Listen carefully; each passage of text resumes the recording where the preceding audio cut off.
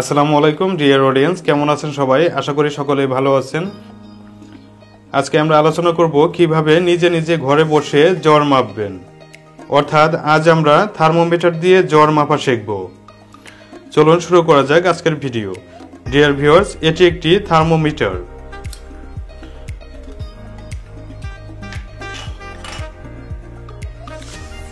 এই থার্মোমিটারের উপরের অংশে রয়েছে অর্থাৎ 35, 36, 37 এগুলো হচ্ছে ডিগ্রি সেলসিয়াস এবং নিচে রয়েছে ফারেনহাইট অর্থাৎ 94 থেকে 108 পর্যন্ত হচ্ছে ফারেনহাইট। আমরা সাধারণত জ্বর মাপার ক্ষেত্রে ফারেনহাইট ব্যবহার করব। ডিয়ার ভিউয়ার্স, প্রত্যেকটা ফ্যামিলিতে একটি করে থার্মোমিটার থাকা উচিত, কারণ কার কখন জ্বর আসে এটা বলা যাচ্ছে না। যে কারণে থার্মোমিটার রেখে যদি জ্বর আসে থার্মোমিটার দিয়ে নিজে নিজেই আপনি পরীক্ষা করে নিতে পারবেন যে কত ডিগ্রি জ্বর রয়েছে অথবা কত ফারেনহাইট জ্বর রয়েছে। সাধারণত জ্বর মাপার স্থানগুলো হচ্ছে মুখ, বগল এবং মলদ্বার, অর্থাৎ থার্মোমিটারটি মুখে ব্যবহার করে জ্বর মাপা যায়, বগলে ব্যবহার করে জ্বর মাপা যায় এবং মলদ্বার ব্যবহার করেও জ্বর মাপা যায়।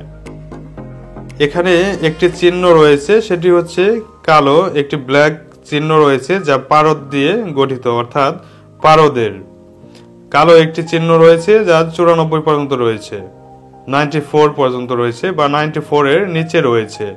যখন জ্বর মাপবেন তখন এই কালো দাগটি উপরের দিকে উঠতে থাকবে। এই থার্মোমিটারটির মাধ্যমে মানবদেহের তাপমাত্রা মাপা হয়। এতে সাধারণত 94 থেকে 108 ফারেনহাইট স্কেল থাকে।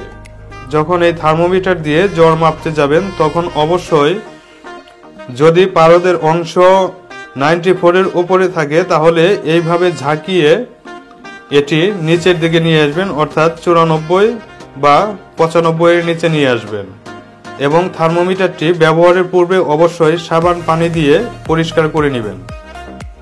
থার্মোমিটারটি যদি মুখে ব্যবহার করেন সেক্ষেত্রে থার্মোমিটারের এই অংশটুকু জিহ্বার নিচে অন্তত 2 মিনিট রেখে দিবেন।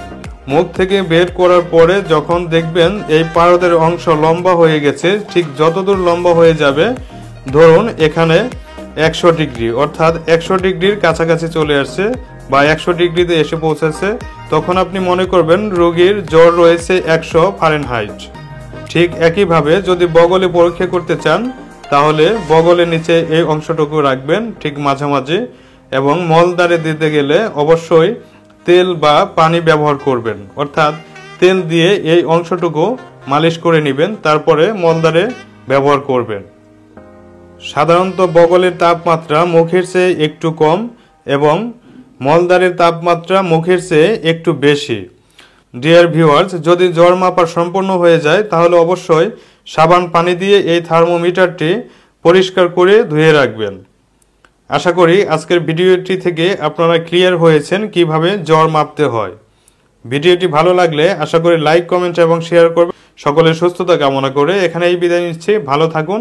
আসসালামু আলাইকুম।